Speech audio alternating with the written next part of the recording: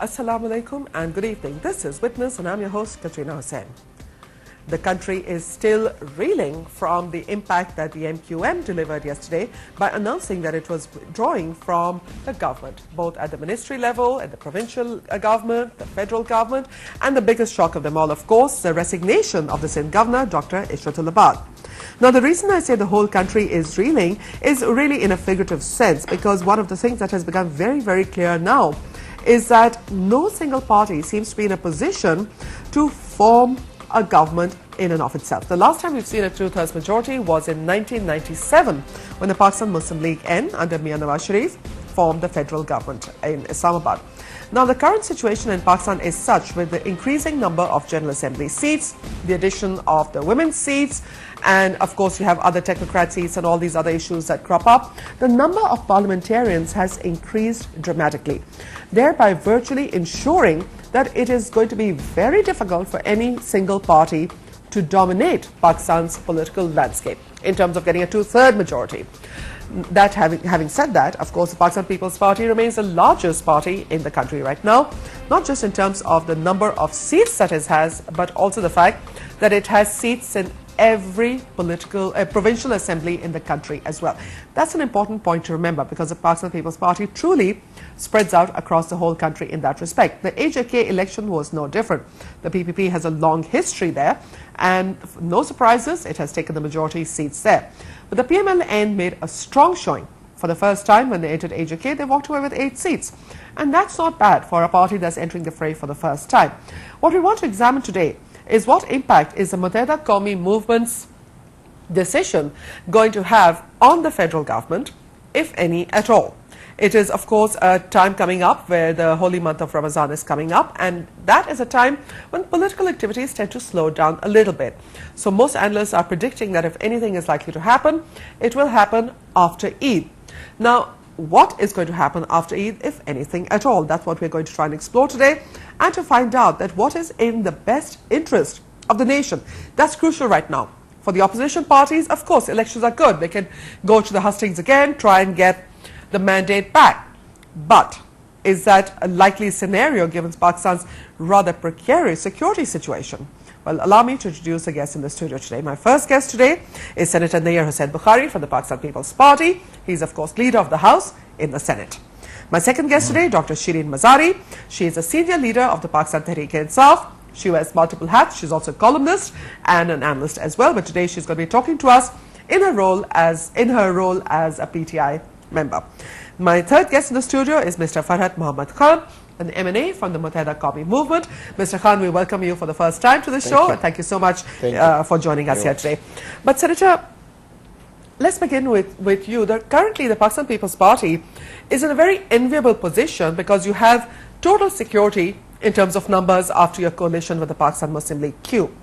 But the criticism that is coming from your former coalition partners, PMLN, short-time partner, the Muttahida Qawmi movement, the JUIF, and even some voices of dissent now coming from the ANP, and of course vociferous criticism from the Pakistan Tehreek-e-Insaf. What are you thinking about what they're saying? Is it of concern, or you think they're just all moving on their own agendas? Well, Quatrina, you see, we expect now the term would be end of this National Assembly term would be in February 2013, you know. And almost all political parties and leadership, they are in a process where thinking to prepare themselves for the next general election, you know.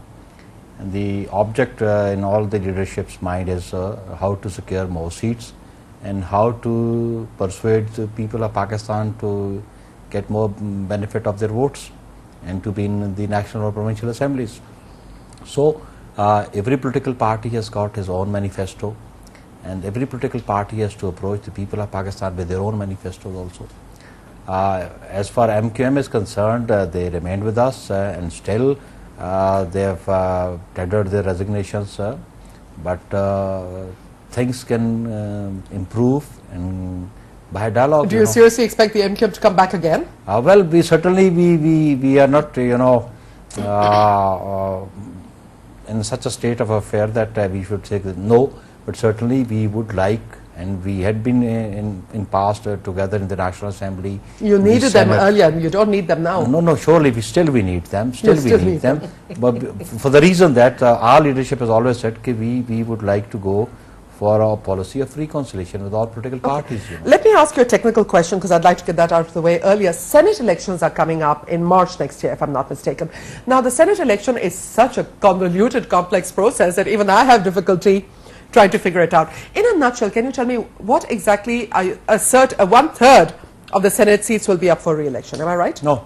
Please explain. One half. One half this time. One half okay. would go. Okay, because there were some readjustments in the Musharraf years, and that was all chaos and confusion. You know, originally the Senate was for 4 years. When it was introduced in the 1973 Constitution, it was for 4 years. Right. Then it was Zia regime that it went for 6 years. 6 years, right. Earlier, this number of seats were less. You know, now they have been increased. And by March, we'll be having 4 more seats also, and that is minority seats which have been given. Right. Okay. So we'll go to 104. So there will be elections for 50% of the seats, and because after every 3 years, 50% retire. You know, right. And then there's an election of another 50%. So in March we will be having elections, and you know the electoral college for the Senate is all the 4 provincial assemblies. As for the Senate election from the Islamabad is concerned, the whole National Assembly votes for that. Right. And for FATA, you know, it's a 12 members of National Assembly. They elect the senators from 8 senators, but now they'll be electing 4. So now pretty much the People's Party is in a very secure position going into the Senate election. We, of course, at the moment, we have got a strength of 27. 27 in the sense which we are sitting over there. One is the chairman, right, and the MQM has got 6 over there. And if we the process continues, and this so obviously they'll be having more 6 seats in the Senate. MQM would be having it. Similarly, N would be getting more seats also. Okay, now the 50% that are retiring are people whose names we already know, right? I mean, we know which parties are going to be retiring. That's already there. Is that a reason why the PPP is very keen to make sure that the coalition government remains intact at least until the Senate election? It's not only the Senate elections, but certainly what we feel is that when there's elections for a certain specific period, you know, it is mentioned in the Constitution. So let's not go for dissolutions or for early elections. Any political party, it is either People's Party or any other political party, they should have an opportunity to be in power for 5 years. Complete their term, basically. If they are in majority in the National Assembly, they should complete their term. And then they should go to the people of Pakistan. And people of Pakistan are the best judge. They can decide whether they perform or they did not perform. You know. Okay, well, that's going to be a tricky question, because Dr. Shireen Mazari is up next. And Dr. Mazari, your party and your party chairman, Mr. Imran Khan, has launched a movement to remove the government. You say that everything that could be wrong with this government is, but why don't you let them complete their term and let the people boot them out if they want to? This is part of our democratic right to protest and have a movement against the government, as long as we don't use violent means. Protest on the streets is part of democracy. So I think it's in our rights. More importantly, we feel that a lot of the election results, now it's been proven there were thousands of bogus votes, which the Election Commission has now scrapped. We have a petition in the Supreme Court where we're demanding not only an independent election commission, but also voting on the basis of Nadra cards and you know, through machines and so on. So we have a lot of issues with the way elections are conducted, and that is why we did. I mean, a lot of people have been asking us why we didn't participate in the AJK election. That was actually my next question. Why and the major reason for that was, look what happened to those who did, whether it's MQM or N. I mean, the picture on an English newspaper the other day said it all. There was a lady from the PPP carrying away a ballot box. Okay. This is why we feel that if there's no independent election commission, you will constantly have rigging. But Dr. Mazari, that's an argument that I have trouble buying, because your party is contested by elections. Yes, and we learnt our lesson again. In Lahore, there were thousands of bogus votes cast, and we've appealed against that as well. And we realized then that yes, we want to be part of the electoral process, and we feel we are denying our supporters the right to have representation. But at the end of the day, if you have a party that is hell-bent on twisting the system, then it really becomes almost irrelevant to participate in the elections, because if it's going to be rigged, then what is the point? But I think regardless of what will happen, I mean, I don't know. Mazari, I've been a journalist since 1988 and I've covered every election in Pakistan from the 88 election onwards. I have yet to have covered an election where there wasn't claims of rigging from one political party or another. No, I think, but now it's been, I mean, the Election Commission itself has admitted the fact about bogus votes. It said irregularities. They haven't admitted bogus votes. Some of the votes have been removed, the fake votes. Yes, they removed So, some I mean, that is voter bogus votes. If you've discovered that these votes don't exist, I mean, you want to use another word, you want to use another word, but this is, what I'm saying is that it is about time that our system matured and we should allow an independent election commission. Agreed. But in any case, I feel and I hope that when our party debates this, my position is that while we fight for an independent election commission, we should also participate and play the game according to their rules and play it well. Let's learn how to play it that well. is at the end of the day, you have to play the rule and play the senator. I want to add one thing of what Dr. Mizari has said, you know, that's for the bogus vote is concerned. Surely, the electoral rolls which were prepared, they started preparing since Zia regime, you know. And since then onward, we have been protesting about those electoral rolls. Every election But you know, the point is it's irrelevant where they started, they are bogus votes. Let me finish it now. So, the point was this, that we have gone for the legislation now. And I myself tabled that bill in the Senate, which was passed unanimously by the Senate. Then it was passed by the National Assembly, where we wanted that there should be a collaboration between the Election Commission and the NADRA, and the database of the NADRA should be used for electoral rolls. Because in my constituency also, I've been contesting from Islamabad, you know. Right. In 2002 elections, the number of votes was 197,000, 98,000. But in my 2002 election, 2008 election, it went up to 242,000.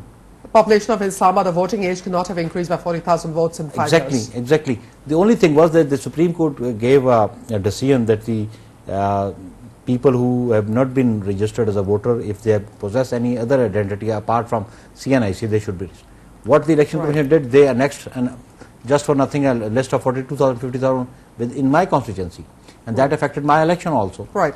So, for that matter, it is not only the PTI or MQM. Every political party suffered at the hands of these bogus electoral rolls. And now, I have read in the paper today, there has been an agreement between the Election Commission and the NADRA, and certainly there will be a physical enumeration also by the staff of the Election Commission, and then they would corroborate with the data of the... But why not have an independent election commission? What is the problem of there is an independent election commission. After 18th Amendment, recently 4 members, former judges of the High Court, they have been nominated by the political parties, and rather they have been nominated with the consent of the, or consensus of the leader of the opposition, the National Assembly also. Right, okay. So, we have already, but at the same time, the sitting Chief Election Commissioner, he has been protected to stay in his office by the 18th Amendment till his tenure is and therein lies the problem. And therein lies the problem, And- because and- his and- tenure- That is the problem. He is the problem. And the 18th Amendment is not only passed by Pakistan People's Party alone. Every political party sitting... except that he gets off. They weren't there. Every political party sitting in the National Assembly and the Senate, they passed Okay, we unanimously will return to the issue amendment. of the Election Commission. Mr. Khan, of course, the Muttahida Qawmi movement has created a whole new round of debate now in the country at this time. The really crucial issue at this point is the Muttahida Qawmi movement now planning to have some kind of joint opposition with the PMLN? Sounds like it. The PMLN seems to be welcoming you with open arms this time round. Are you actually going to try and move now to remove the government, because Mr. Altaf Hussain said this is the beginning of the destruction of the government? Quatrina, let me tell you that yes, we will be forefront as a strong opposition, definitely. But being a political party and a democratic political party, we will never try that to have like a midterm election or just to topple the government I don't think we're going to do this. Okay. Because we don't want, we really want that the democracy should prevail, and if it won't prevail, if it will not continue the, the terms, then this is what going to happen, which happened late in 60s and 70s, that what. Yeah, and in the 80s, governments changed every 2 years. And then what is the net result? That the third party comes and takes it over. Okay. None of the political party, I think, will agree that yes, we want someone else to be taken over. So this process should continue. Until and unless this process will not continue, we will never gonna have better democracy in this country. You, especially as a media, and the people of Pakistan, they are watching. Everyone is looking what's going on in the country. So I think if this thing will continue, I'm positive that with your vigilance, the corrupt people, I will say they will definitely be filtered out. Okay, I'm afraid I don't see that as a role of the media. Yes, but one point, Mr. Khan, if I could just, Dr. Mazari, before I come to you, Mr. Khan, another very crucial issue, of course, is why now? I mean, the Kashmir, one seat of the Kashmir AJK election, that nobody is buying that, okay? Everybody is asking, what made the MQM take the decision now? A more valid time would have been at the passage of the money bill, of the budget. Quatrina, this was going on since the first week of this budget session. Unfortunately, I'm saying unfortunately, we have not only told, we have been told by several guys that either you leave these 2 seats, among these 2 seats, leave one of the seats, which is from the Sindh. And if you're not going to leave this, then we will postpone the elections. And they have started showing it. We went to everyone. We talked to everyone. We tried our best that no, okay, if why you are pressing us to leave the seat which we were having. Why do you think they were pressing you? Which seat was it? Which seat is it that they were telling you to leave? Out of the two seats, from the Sindh and all this up to Karachi. Karachi, okay. And the Sindh included. Sindh included in that. What was so special about that seat that the PPP wanted you to give it up? I think they have in their mind that because they are the biggest party in Sindh, they should dominate and they should get this seat. So we said that, okay, let's have an election. You get the people will decide. But this behavior, this attitude, it's not the first time. It's not the first time. It's this attitude, dictatorial attitude, and then what happens? They are saying then 2 of the returning officers, all of a sudden they submitted their applications saying they are unable to perform because we are sick. Okay, that's fine. Maybe they had the flu. There's Okay, flu all over. both of them. Okay, fine. We'll take it. We said, how about assistant returning officer? Yeah. Why No, don't there you? are ways around it. Why don't you do this? So it was categorically said by Khurshid Shah that don't worry. Yes. And then at that point we represented. We went to the Azad Jammu Kashmir Election Commission. We went to the Pakistan Election Commission over here, and he said in Islamabad that it's not my jurisdiction, it is them. Okay, quick question here. Who was it who told you to give up the seat? It's from People's Party. Who from the People's Party? Did you heard what my Qaid Altaf Hussain said? I did. Did he mention the name? He didn't. And if your other party leaders are saying different, but I'm hearing Rahman Malik. Is that true? My belief is that if my Qaid, he didn't say anything, so how can you expect from me that I will mention the name? Okay. But it is obvious, and this was the reason the dictatorial. So can we say a senator with curly hair? Does that resolve the issue? When we discuss it with him, he also said, "Come on, what's the difference? Just why don't you leave this? Why don't you leave this?" So Okay, we'll take a short break over here. This is the dictatorial attitude. Authoritative, the attitude on which we finally said that enough is enough. Okay. This happened. It happens. Okay, before I'll take a short break here, Mr. Khan, just because I give me have to 1 minute. Okay. It happens before with MQM in '93. Okay. Same kind of thing. but it was from the not a political party. We are coalition partners. I understand. You We'll need return to you need details on this. Anything you need to discuss with us at least. We'll Without- return to this point. On one side, at the time of passing this bill, Okay. they are saying, don't worry. And on Saturday morning, we received that. And who did it? The threat. The police department. Okay. They- I'm they going to set take up- a short because I'm being told now I have to take a break. So let's take a short break over here. When we return, of course, the crucial question now is that if the MQM now is saying that they're going to stay with the democratic system, they're going to make sure that they do not destabilize the system, but the PMLN seems to have something else on its agenda. Can a joint opposition evolve? And if so, what can bring them together? If it's going to be a single strategy, which is to oust the ruling party, the ruling coalition rather, I should say, through some kind of democratic means, that one point may unite them. But the opposition is also very fragmented. We'll talk about that after a short break, so please stay with us. To witness. And sorry, our discussion, ladies and gentlemen, continues in the break, so that's why I had to abruptly cut everybody off here because we were chit-chatting. But Dr. Mazari, you wanted to comment on something that Mr. Khan was saying before the break. Every time we have a discussion on democracy and the system, there is an assumption which I think is totally incorrect, that unless a government finishes 5 years, if you demand early elections, somehow you're derailing the system. But This why is are you nonsense. demanding No, early no. elections? What Okay. I'm saying is, look, this is part of democracy. All over the world, you have Part of early secure elections. democracies. No, This I is mean, an insecure we'll democracy. never feel secure. Let's have the confidence to be able to go for early elections.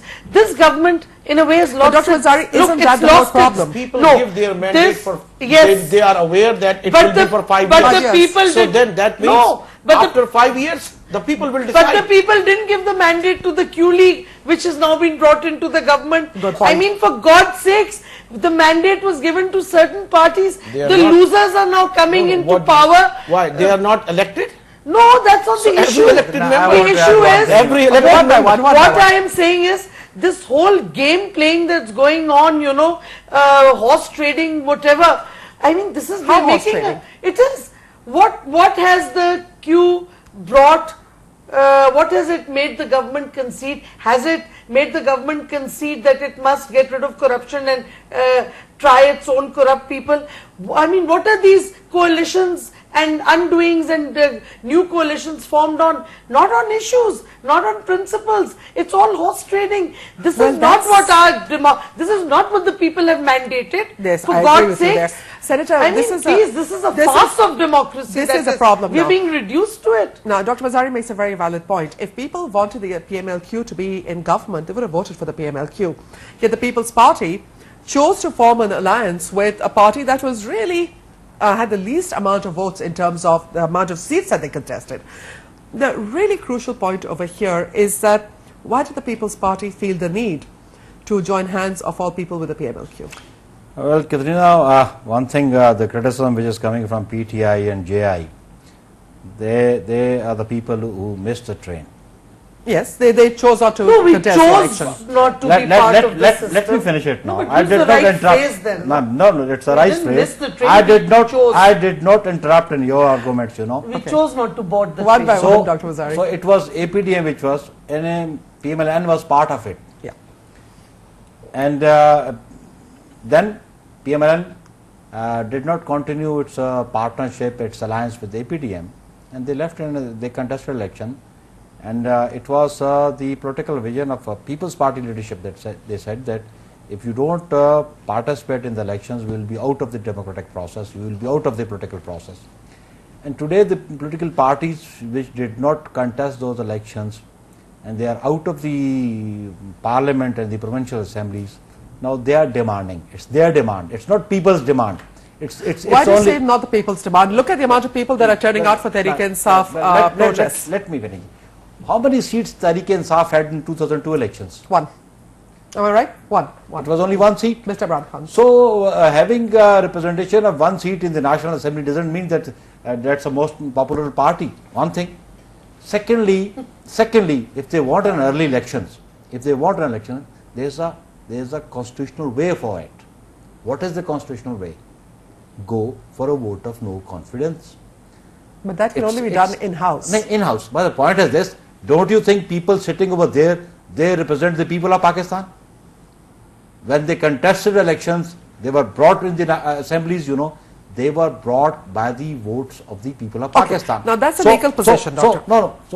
So if you want to proceed further and you want to have a political and democratic process in the country, then you have to go legally, you have to go constitutionally.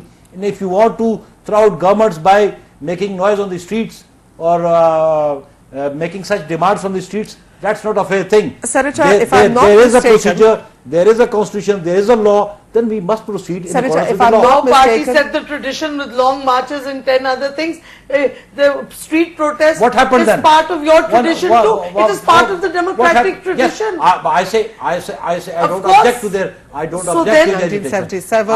I don't object to their. You are making unholy alliances just to opposition. I stay don't in object power. to their protest also. They have got Okay. they have a right. But at the same time, we would certainly ask these political party leaders also that you must go by the rules of the game. they are. Yeah. Where are they not Protest violating is it? rules of the Okay, but game. Dr. Mazari, now here's a tricky question, and in fact, in many ways, I would say a reasonably unfair question, but I have to put it to you. In the past, massive street protests from any party, whether it was Pakistan National Alliance in 1977, or whether it was Benazir Bhutto's protest on Parliament, whether it was Nawaz Sharif's long marches, unfortunately, massive street agitation has always resulted inevitably in military intervention. Are you keeping that fact in mind when you launch your protest against the government now? I think military intervention would be totally unacceptable, and I think the military is in no position to even think of intervening militarily, for the simple reason that the military itself has to put its house in order. Its own leadership is under severe criticism for ineptitude, for inefficiency, whatever you like to call it. So I think that the situation now is very different, and certainly it would not be acceptable for us at all to have a military intervention, but that does not prevent us from protesting, because we feel that there is no governance. I mean, what is the government doing except making these unholy alliances? What is happening on corruption? What is happening on price hikes? Nothing is being done. People continue to be killed by drone attacks. Terrorism continues to increase. Where is the government? Where is governance? The government? Where is Senator the policy? Bukhari, this is, so we have a right to protest. It's our democratic right. I think amongst all the other depressing things, Senator Bukhari, that one sees today's statement from the Water and Power Ministry that load shedding will not end until 2018 was a bit of a shock. Almost as bad as Raja Pervez Ashraf when he was minister, saying that it would end in December 2009 or whatever it was when he announced it. Well, no. This seems to be the truth, 2018. Well, I don't know. Where is governance? Water and Power Minister, if he has given a statement, he must be having This is for the ministry. And he must be having all the details about the generation capacity of our country, Let me interrupt. I think it's the chairman of the WAPTA has said this. So well, And it was a they must be statement, having some yes. details. And the ministry. Certainly, you see that there is a shortage of electricity in our country. There are many reasons for it also. Yes, I don't want to get into a water and power debate. I want to follow up on what Dr. Mazari said. Where is governance? There is governance. Where? There is a prime minister sitting, there is a chief minister sitting, there is a governor sitting, there is a government, and this is the government by the. There is a government, but there is no governance. Let me finish it. And this is the government which is truly elected democratic governments, and governance is there. Now they have a right to criticize us. They have got every right. Our opponents obviously would criticize us, but the only thing is, if you want that whether our performance was good or a bad, it's not only a single political party which has no representation in the National Assembly or in the Senate or in the Provincial Assembly, and we should take their words as that's a gospel truth. In fact, it's the people of Pakistan. We would certainly be going before the people of Pakistan in 2013. Are you satisfied with the performance of the Pakistan People's Party-led government? Yes, I am satisfied. Personally satisfied? Yes, I am satisfied. I'm going to play these words back to you. Oh, yes, I am satisfied. That's why I'm sitting in the government. You're sitting in the government. Mr. Khan, very crucially, you walked out. One of the reasons for your party's quitting the coalition government was you said that your ministers weren't allowed to do anything. What kind of problems were you having? What problems were MQM ministers facing? they were unable to perform. Why? Basically, because of the. Were they incompetent? What was the problem? you want to just go into the detail of that? The ministers were unable to perform. The reason was, in every ministry, when the things were being sent to the chief minister, it was just kept as a file and says, okay, we'll do it. And this is what actually happens since the day we formed this alliance, that we were promised that yes, this will be done. Okay, nothing happened. Then again, regarding this, yes, it will be done.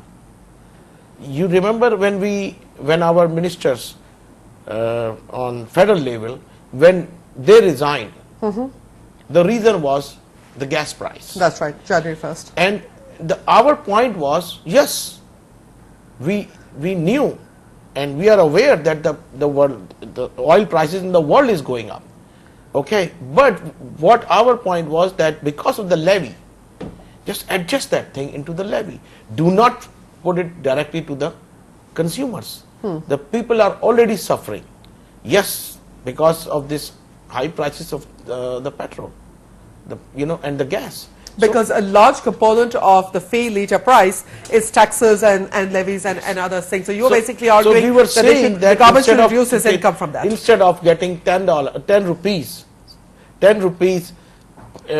liter, the levy, you adjust the price within that. And honestly, that when there was a time when really government vanished out with that, the levy vanished out, and eventually then the price will have to go up. But in the whole this 3 years, we have been giving them suggestions. Our point is that we were never, for God's sake, never listen. Give us the respect. Listen to us. Don't even follow. Do not operate. Don't do it. At least listen.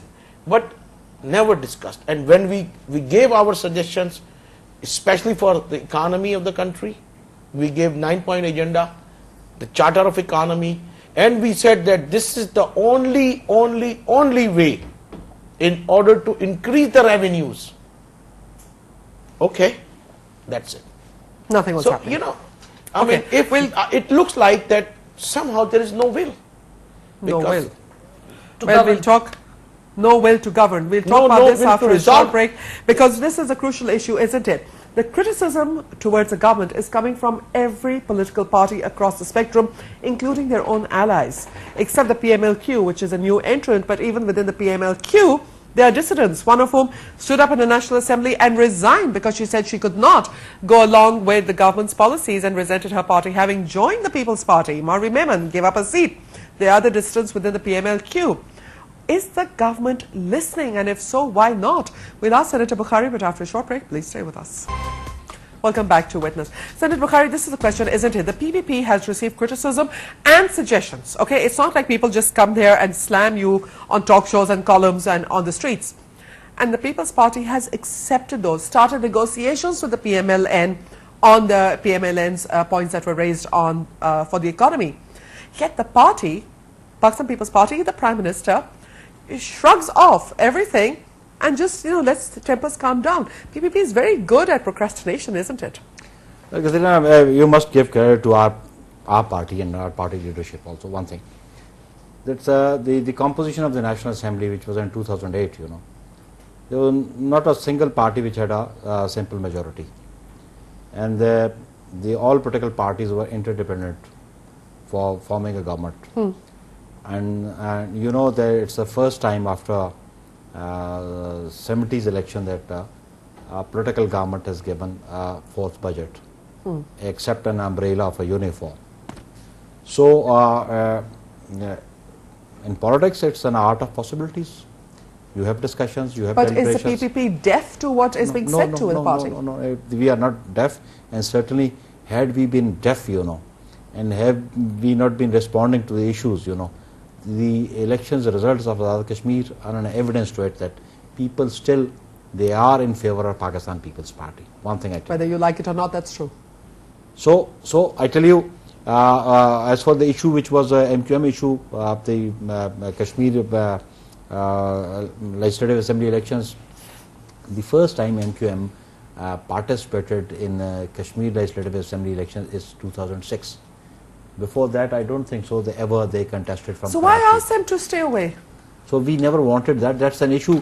I'm not a privy to Why all you those. want to push us to the side? I'm not a privy to Leave those. it up to You're the not Sindh. privy to Just curly leave it- head senators leave it and up their to Sindh. decisions. We I'm want not a privy we want to be in the to the front. suggestions which were given, which he is suggesting right now. But certainly this proves. Should it But have happened? uh, Do you think it was wrong? Well, it's between the coalition partners, and there is always a seat adjustment between the coalition partners This is everywhere. not the way. One thing, But this is one not thing I the tell way. you. One thing I This tell you. was a demand. One thing it I tell you. wasn't Yes, This is the mutual first time. adjustment. This is the first time.